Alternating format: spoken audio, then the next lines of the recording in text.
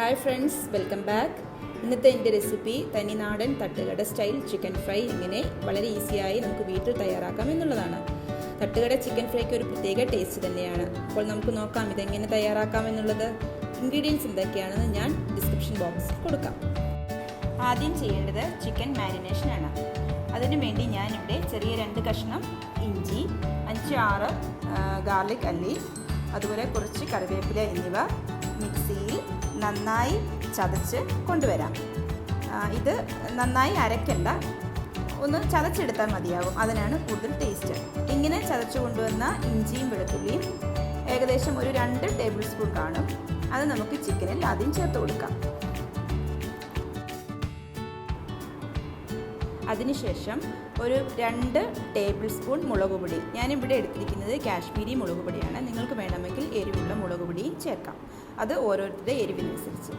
പിന്നെ 1/2 ടീസ്പൂൺ മഞ്ഞൾപ്പൊടി, 1/2 ടീസ്പൂൺ മല്ലിപ്പൊടി,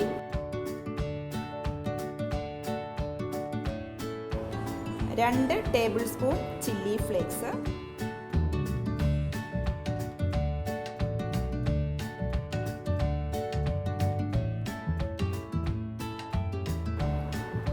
ഏകദേശം 1 ടീസ്പൂൺ ഗരം മസാല പൗഡർ,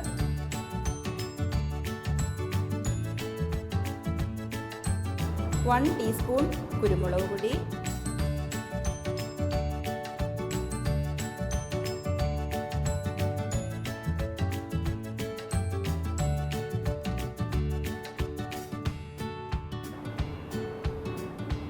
ഏകദേശം 1 ടേബിൾ സ്പൂൺ പെരിഞ്ജീരകം. ഞാനിവിടെ ഇട്ടിരിക്കുന്നത് പൊടിക്കാത്ത പെരിഞ്ജീരകമാണ്. അതുപോലെ തന്നെ 1 ടേബിൾ സ്പൂൺ ലെമൺ ജ്യൂസ്,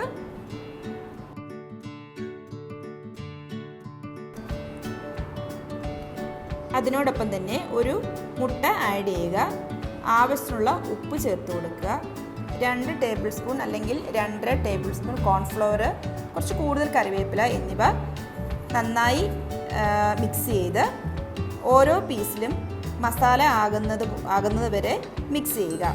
അതിനുശേഷം കുറഞ്ഞത് ഒരു 6 hours എങ്കിലും ഫ്രിഡ്ജിൽ മാരിനേഷനായിട്ട് വെക്കുക.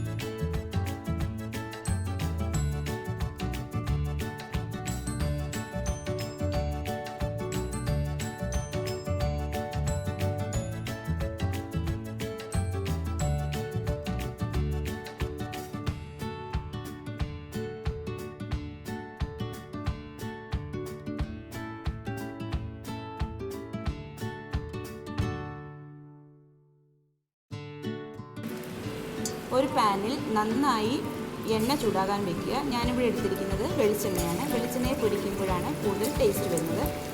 6 മണിക്കൂർ മാരിനേഷൻ കഴിഞ്ഞ ചിക്കൻ ഞാനിപ്പോൾ ഓരോ പീസായിട്ട് ഈ നന്നായിട്ട് തിളച്ച എണ്ണയിൽ ഇട്ട് കൊടുക്കുന്നുണ്ട്. അത് ഒരു സൈഡ് നന്നായി ഫ്രൈ ആയിട്ട് വരുമ്പോൾ ഓരോ കഷ്ണവും മറിച്ചിട്ട് 2 സൈഡും ഒരേപോലെ ഫ്രൈ ആയിട്ട് വരുമ്പോൾ നമുക്ക് എണ്ണയിൽ നിന്ന് മാറ്റാം.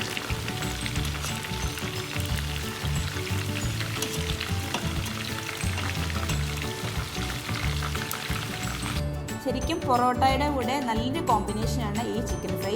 എല്ലാവരും ഇത് ട്രൈ ചെയ്ത് നോക്കുക. റെസിപ്പി ഇഷ്ടമായെങ്കിൽ തീർച്ചയായിട്ടും ഫ്രണ്ട്സിനോട് ഷെയർ ചെയ്യുക, ലൈക്ക് ചെയ്യുക. അതുപോലെ തന്നെ നമുക്ക് ഇനിയും നല്ല ഈസി ആയിട്ടുള്ള റെസിപ്പിയുമായിട്ട് വീണ്ടും കാണാം ഇൻഷാ അല്ലാഹ്.